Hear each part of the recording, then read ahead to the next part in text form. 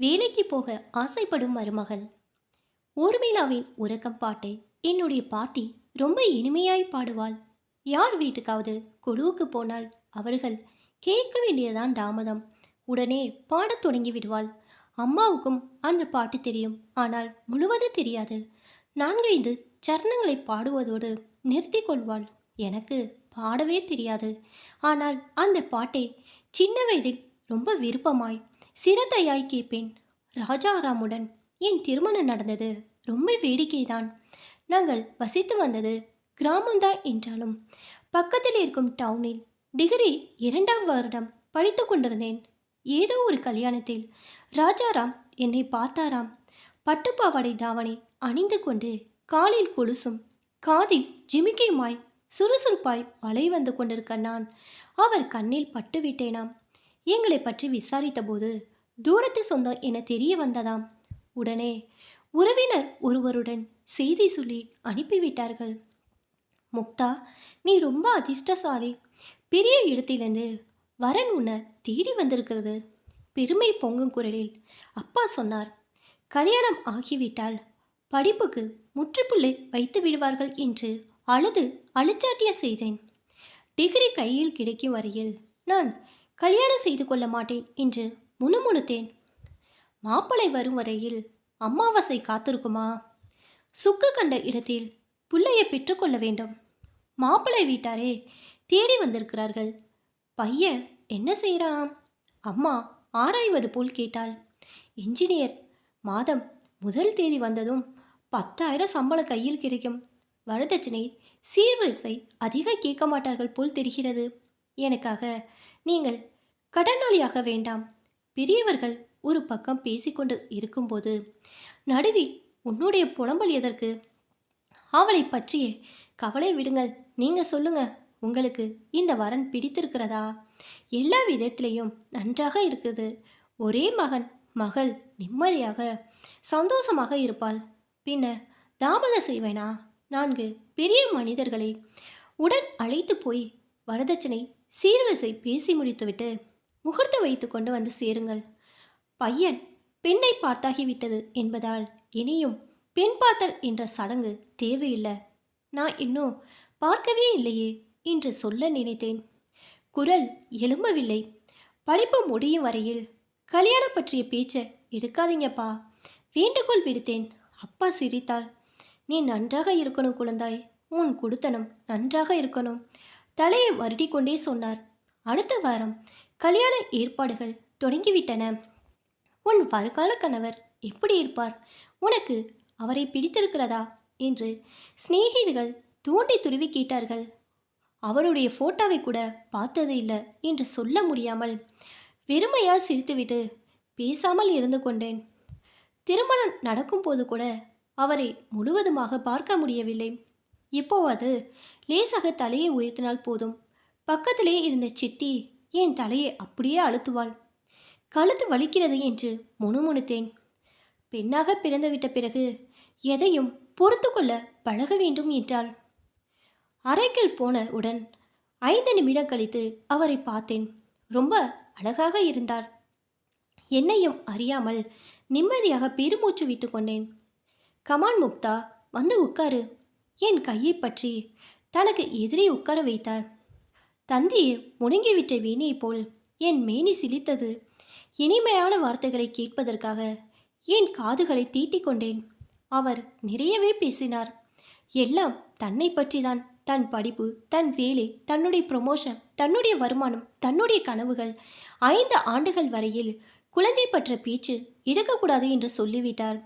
எல்லாவற்றையும் மௌனமாய் கேட்டுக்கொண்டேன். 10 நிமிடங்கள் கழித்து குரட்டை விட்டபடி தூங்கிவிட்டார். ப்ராஜெக்ட் வேலையை விட்டுட்டு என்னால் இந்த பட்டிக்காட்டுக்கு சும்மா அலைய முடியாது. கூடிய சீக்கிரத்தில் முக்தாவை குடித்தனத்துக்கு கொண்டு வந்து விடுங்கள் என்றார் போகும்போது. நீங்கள் எப்படி சொல்றீங்களோ அது போலவே செய்து விடுகிறோம். அப்பா தலையை ஆட்டினார். போகும் முன் என் பக்கம் பார்ப்பார் என்றும் புன்முறுவலுடன் விடை பெற்றுக் கொள்வார் என்றும் எதிர்பார்த்த எனக்கு ஏமாற்றம்தான் கிடைத்தது. 10 நாட்கள் கழித்து மாமியார் வீட்டில் காலடி எடுத்து வைத்தேன். மாமனார் ஓய்வு பெற்ற தாசில்தார். சொந்த வீடு, ஊரில் கொஞ்சம் நிலமும் இருக்கிறதாம். மாமனார் மாமியார் என்னை நன்றாகவே பார்த்து கொண்டார்கள். என்ன செய்ய வேண்டும், எப்படி செய்ய வேண்டும் என்று சொல்லிக் கொடுத்தார்கள். அவர்கள் சொன்னது போல் செய்துவிட்டால் பூரித்து போனார்கள். நாம் எப்படிப்பட்ட பெண் வீடு என்று விரும்பினோமோ அச்சு வார்த்தது போல் அதுபோலவே மருமகள் கிடைத்திருக்கிறாள் என்று பெருமைப்பட்டு கொண்டார்கள். அவருக்கு உலகமே கம்ப்யூட்டர் தான்.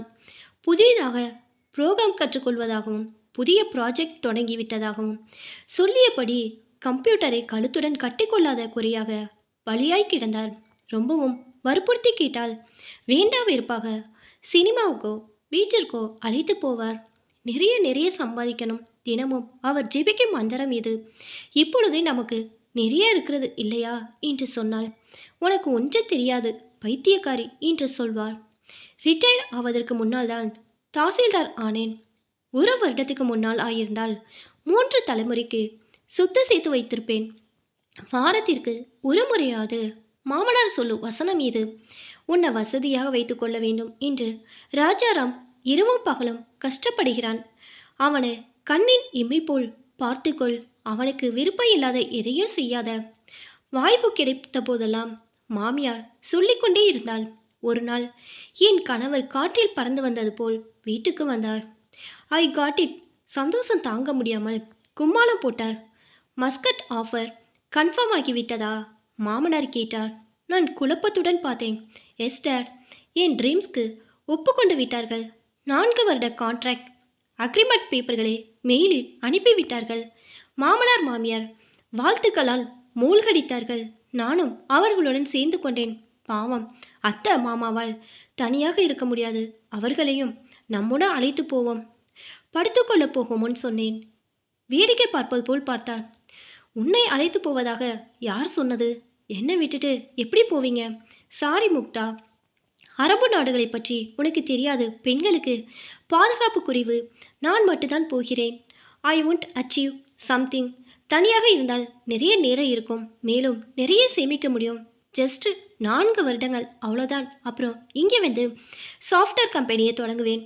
உடலில் சக்தி முழுவதும் வற்றிவிட்டது போல் சோர்ந்து போனேன். நீங்கள் இல்லாமல் 4 வருடங்கள். முட்டாள்தனமாக பேசாத. நீங்கள் போகாவிட்டால் என்ன? இப்போது நாம் வசதியானதான இருக்கிறோம். இங்கே வேறு நல்ல வேலைக்கு முயற்சி செய்யலாம் இல்லையா? இது ஒரு சம்பளமா? இது ஒரு வாழ்க்கையா? ட்ராஷ். உனக்கு 1008 தடவை சொல்லிட்டேன். நான் சீக்கிரம் பணக்காராக வேண்டும். அதற்காக தான் இந்த தவிப்பு தவையெல்லாம். 4 வருடங்களில் 1 கோடி சம்பாதித்து கொண்டு வருகிறேன். நம்முடைய வாழ்க்கையின் ஸ்டேட்டஸ் லெவல் எல்லாமே நீ கனவில் கூட யூகிக்க முடியாத அளவிற்கு மாறிப்போய்விடும். அவர் கண்களின் ஜொலிப்பை பார்த்து கண்ணீரை உள்ளுக்குள்ளேயே அடக்கிவிட்டேன். அவர் ஏறிய விமானம் வானத்தில் பறந்து போய்விட்டது. கடிகாரத்தின் முல்லை போல் என் வாழ்க்கை கழிந்து கொண்டிருந்தது. என்ன செய்வதென்று தெரியவில்லை. எதையாவது செய்வோம் என்று ஆர்வமும் இருக்கவில்லை. வீடு, வீட்டு வேலைகள், மாமனார் மாமியார் அவர்களின் பணிவிடைகள், இதுதான் என் உலகமாகிவிட்டது. இறகுகள் கத்தரித்து விட்டது போல் என் உலகம் சுருங்கிவிட்டது.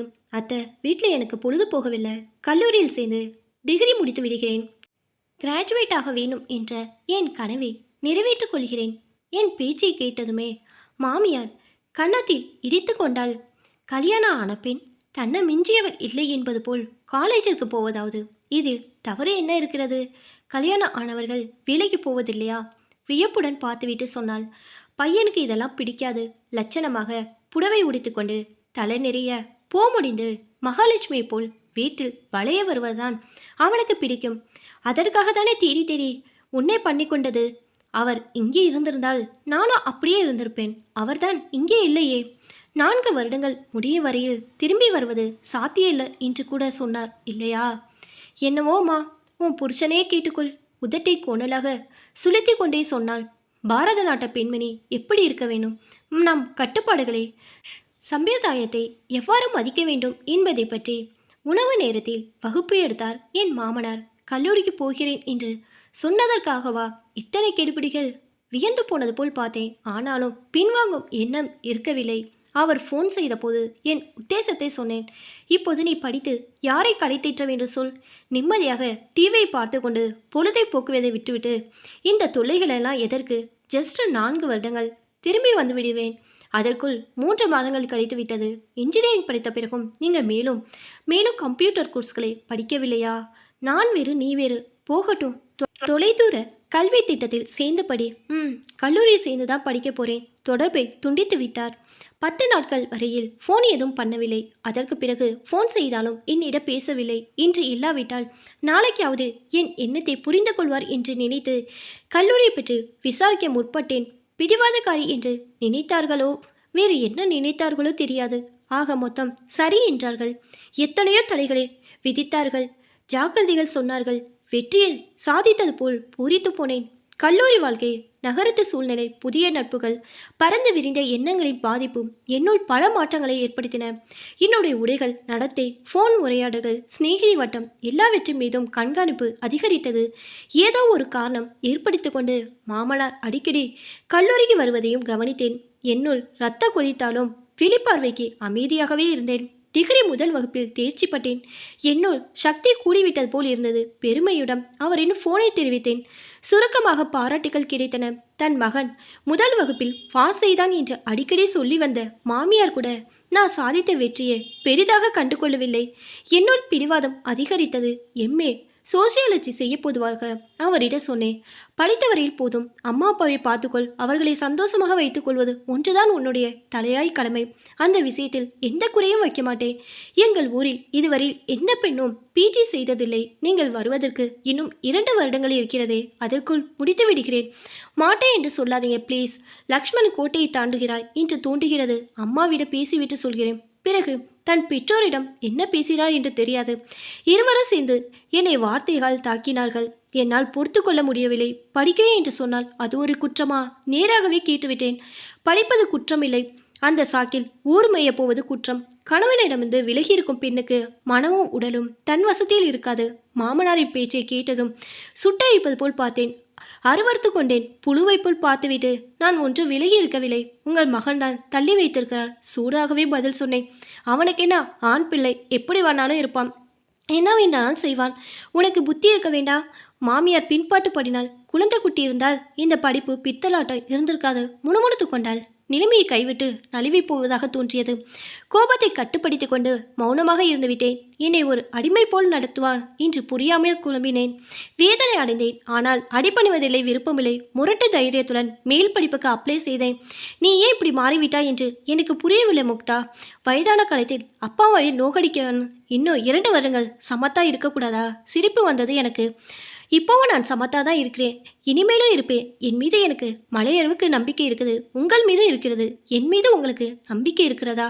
நம்பிக்கை இருக்கிறதா இல்லையா என்பது பிரச்சனை இல்லை. என்னுடைய கேள்வி அதுதான். நேரடியாக பதில் சொல்லுங்கள். என் மீது நம்பிக்கை இருக்கு என்று சொன்னால்தான் நான் எம்ஏ படிக்கிறேன். சற்று நேரம் தயங்கிய பின் மேற்படிப்பில் சேர்ந்து கொள். ஆனால் வேண்டாத நட்புகள், ஊர் சுற்றுவது எதுவும் கூடாது. கட்டுப்பாட்டுக்குள் இருக்க வேண்டும். தலைக்குணிவு ஏற்படும் விதமாக எதுவும் செய்யாத என்றால் ஃபோனிலே ஆழமான முத்தம் ஒன்றை கொடுத்தேன். என்னுள் சுயநம்பிக்கை அதிகரித்தது. தலை நிமிர்ந்தபடி யூனிவர்சிட்டிக்கு போய் வந்து கொண்டேன். மாமியார் மாமன் குத்தல் மொழிகளுடன் தாக்குதல் நடத்தி வந்தார்கள். முன்பை போல் பிரியமாக பழகவில்லை. ஒவ்வொரு செயலையும் பூதா கண்ணாடியால் பார்த்து கொண்டிருந்தார்கள். உறவினர்களிடம் புலம்பிக் கொண்டிருந்தார்கள். நான் எதை பற்றியும் கவலைப்படவில்லை. நான் நேராக நடக்கும்போது என்னுடைய நிழல் கோணலாக இருக்கிறது என்று யாரோ சொன்னால் அதை ஏன் பொருட்படுத்த வேணும்? கடைசி வருடத்தில் இருக்கும்போது குரூப் 1 தேர்வு அறிக்கை வந்தது. கல்லூரி கேண்டீனில் கும்பலாக உட்கார்ந்தபோது நண்பர்கள் எல்லோரும் அதை பற்றி தான் பேசிக்கொண்டோம். எல்லோரும் சேர்ந்து அப்ளை செய்தோம். ஒன்றாக சேர்ந்து ப்ரிப்பேர் செய்வோம் என்றார்கள். நல்லதா, சும்மா ஒரு கல்லை எரிந்து பார்ப்போம் யாரோ சொன்னார்கள். சும்மா கல்லை எரிந்து பார்ப்பது டயம் வேஸ்ட். சீரியஸாக முயற்சி செய்வோம், சாதிப்போம், அதிகாரத்தை கைப்பற்றுவோம் என்றேன். சற்று ஆவேசத்துடன் எல்லோரும் கைத்தட்டினார்கள். என்னால் பின்வாங்க முடியவில்லை. வீட்டில் சொல்ல வேண்டும் என்று தோன்றவில்லை. சொன்னால் என் உற்சாகத்தின் மீது தண்ணீர் தெளிப்பார்கள் என்று தெரியும். ஆனால் படிக்கும் நேரம் கூடியதில் நெற்றியை சுளித்தார்கள். வாயை திறந்து எதுவும் கேட்கவில்லை. தேர்வுகளை நன்றாக எழுதினேன். முடிவுகள் அறிவிக்கப்பட்டன. நேர்முக தேர்வுக்கு அழைப்பு வந்தது. சந்தோஷம் தாங்க முடியாமல் அம்மா அப்பாவுக்கு ஃபோன் செய்தேன். மாமனாரின் முகம் வெளியேறி போய்விட்டது. குரூப் 1 என்றால் RTO rank post, retired tahsildar என்று அடிக்கடி பிற்றுக்கொள்ளும் அவர் வாயிலிருந்து அதற்கு மேல் வார்த்தைகள் வரவில்லை. மாமியார் அவர் நம்பிக்கையுடன் பார்த்தால் விடியும் போதே அப்பா அம்மா வந்துவிட்டார்கள். என்னை பாராட்டுவதற்கு என்று நினைத்தேன். வந்தது வராதுமாய் நீ சமத்தாக குடுத்தன செய்தால் போதும், ராஜ்யத்தை ஆள வேண்டியதில்லை என்றால் அம்மா. என்னம்மா இப்படி சொல்லிவிட்டாய்? நான் பெரிய அதிகாரி ஆனால் நம் எல்லோருக்கும் பெருமைதானே. உன் மகள் எத்தனையோ பேருக்கு உதவி செய்தால், மக்களுக்கு நன்மை செய்தால் உனக்கு பெருமையா இருக்காதா? எங்களுக்கு பெருமைதான். ஆனா மாப்பிள்ளைக்கு விருப்பம் இல்லாத போது அப்பா பாதியில் நிறுத்தி கொண்டார். லட்சியத்தை சாதிப்பது அவருக்கு ரொம்ப பிடித்தமான விஷயம் அப்பா. கோடி கோடியா சம்பாதிக்க வேண்டும் என்பது அவருடைய லட்சியம். நான் யாரென்று நிரூபித்துக் கொள்வது என்னுடைய லட்சியம். இதில் குறை சொல்வதற்கு எதுவும் இல்லை. எது சரி எது தவறு என்பது உன் கண்ணோட்டத்தில் இல்லை, உன் கணவரின் கண்ணோட்டத்தில் பார்க்க வேண்டும். அவர் சொல்வதுதான் உனக்கு சரி, அதுதான் வேதம். பலவிதமாக என்னை கன்வின்ஸ் செய்ய பார்த்தார்கள். வாசலில் கோலம் போட்டுவிட்டால் மட்டும் பண்டிகை ஆகிவிடாது. அமைச்சர் லெவலில் சிபாரிசு இருந்தாலோ லட்சமாய் லஞ்சம் கொடுத்தாலே தவிர நேர்முக தேர்வில் செலக்ட் ஆக முடியாது. நடந்த கூத்து போதும், இனிமேல் வாயை மூடிக்கொண்டு சும்மா இரு. ஆணையிடுவது போல் சொன்னார் மாமனார். என்னை அவமானப்படுத்துவது போல் உணர்ந்தேன். புலப்பூச்சிக்கு சமமாய் என்னை ஒப்பிட்டது வேதனையா இருந்தது. கீழ் உதட்டை கடித்து கொண்டேன். என் கைப்பிடி இறுகியது. நேர்முக தேர்வுக்கு போனது. நான் தேர்வானது அடுத்த நாளே என் கணவர் மஸ்கட்லேருந்து வந்தது. அடுத்தடுத்து நடந்தேறி விட்டன. நீதான் என் முக்தா என்றால் நம்பதான் முடியவில்லை என்றார் வீட்டுக்குள் நுழையும் போதே. உங்களிடம் மாற்றம் நன்றாக தெரிகிறது. ரொம்ப இளைத்து போனவுடன் கருத்து விட்டீங்க. முன்பு இருந்த உற்சாகம் இப்போது உங்களிடம் இருப்பதாக தெரியவில்லை. ஏதோ 4 வருடங்கள் நான் இங்கே இருக்கவில்லை என்றால் நீ இந்த அளவுக்கு மாறிப்போக வேண்டுமா? நண்டு கொளுத்தால் வளையல்தி தங்காது என்பார்கள். இதுதான் போலும். நான் கொஞ்சம் கூட மாறவில்லை. அப்போதும் இப்போதும் உங்களுடைய முக்தா தான். இல்லை, முக்தாவிட நான் பார்த்த அழகு, பதவிசு, அமெரிக்க அப்பாவித்தனம் இப்போ கொஞ்சம் கூட இல்லை. உங்களுக்கு அப்படி தோன்றுகிறதோ என்னவோ. நான் ஒன்றும் மாறவில்லை. இருந்தாலும் மாறுதல் எல்லோருக்கும் சகஜம். அது ஆணாக இருந்தாலும் ஆண்கள் எப்படி வென்றாலும் மாறலாம். பெண்கள் மட்டும் மாறவே கூடாது. ஏனாம்? அவர்கள் என்ன பாவம் செய்து விட்டார்கள்? பாவமா சாபமா என்பது கேள்வி இல்லை. லக்ஷ்மணன் 14 வருடங்கள் வனவாசத்துக்கு போனால் அவன் மனைவி ஊர்மலா என்ன செய்தால் தெரியுமா? கணவனுக்கு இல்லாத ராஜபோகம் சந்தோஷம் தனக்கு தேவையில்லை என்று சொல்லிவிட்டு அவன் திரும்ப வரையில் உறக்கத்தில் ஆழ்ந்து விட்டான். பத்தினி பெற்றால் அவளைதான் சொல்லிக்கொள்ள வேண்டும். அவருடைய சொற்கள் முல்லாய் என் இதயத்தை தைத்தன. அப்படியே பொறுத்து கொண்டேன். நீங்கள் ஏதோ வில்லம்பு தடுத்து காவல் காத்து வருவது போல் சொல்கிறீங்க. சிரித்து கொண்டே சொன்னேன். 1 வாரம் வரையில் முன்பு எப்போதும் இல்லாத அளவிற்கு ஜாலியாக இருந்தேன். சினிமா ஹோட்டல் என்று வெளியில் அழைத்து போனார்கள். புடவை நகை வாங்கி கொடுத்தார். இன்னும் 8 மாதங்களில் என் கான்ட்ராக்ட் முடிந்துவிடும். அதன் பிறகு நாம் எப்போதும் சேர்ந்தே இருக்கலாம். திரும்பி போகும் முன் சூட்கேஸில் உடைகளை எடுத்து வைத்து கொண்டே சொன்னார். அதிகாரம் பணம் இருக்கும். பொம்பளைங்களை கட்டுப்படுத்துவது அந்த பிரம்மனே வந்தால் கூட முடியாது அம்பி. கூடாரத்திலிருந்து கத்தினார் மாமனார். நீ வேலைக்கு போக வேண்டும் என்ற தலையெழுத்து இல்லை. நம்மிடம் வேண்டிய அளவிற்கு பணம் இருக்கிறது. பணத்திற்கு இல்லை, என்னோட தனித்தன்மையை நிரூபித்துக் கொள்ள வேண்டும் என்ற தவிப்பு, ஏதோ செய்ய வேண்டும் என்ற ஆர்வம், அவ்வளோதான். எந்த ஊரில் போஸ்டிங் கொடுத்தாலும் பிறகு இங்கே மாற்றல் வாங்கிக் கொள்கிறேன். அது முடியாது என்ற போது விட்டு விடுகிறேன். நான் திரும்பி வரும்போது நீ எங்கேயோ இருந்தா உனக்காக எதிர்பார்த்து கொண்டு உட்கார்ந்திருப்பது என்னால் முடியாது. நான் காத்திருக்கவில்லையா? நான் ஆண்மகம் இருக்கலாம். கணவன் மனைவி நட்புடன் இருக்க வேண்டுமாம். சின்ன சின்ன அட்ஜஸ்ட்மெண்ட் செய்து கொள்ளலாம் இல்லையா? மேற்கொண்டு விவாதம் தேவையில்லை. ஆஃபீஸர் ஹோதா வேணுமா? மனைவி என்ற ஸ்தானம் வேண்டுமா? ஏதோ ஒன்றை முடிவு செய்து கொள். கடுமையான குரலில் சொன்னார். பெண்ணாக பிறந்தவள், அதிலும் திருமணம் ஆன பெண் வளரவே கூடாது, பறக்கவே கூடாது. அவளுக்கு இறகுகளே இருக்கக்கூடாது. ஒரு கால் இறகுகள் முளைத்துவிட்டால் அவற்றை கத்தரித்து கொண்டு கணவனுக்கு வீட்டுக்கும் அடிமையாக இருக்க வேண்டும். அவ்வளோதானே தவிர அவளுக்கு என்று ஒரு வாழ்க்கை, இன்னொரு உலகம் இருக்கவே கூடாது. அப்படிதானே? அப்படிதான். என்ன முடிவு செய்திருக்கிறாய்? உங்களை கண்டால் வெறுப்பாக இருக்கிறது. இப்போது எனக்கு ஊர்மிளாவின் கதையோ பாடல்களோ விருப்பமாக இருக்கவில்லை.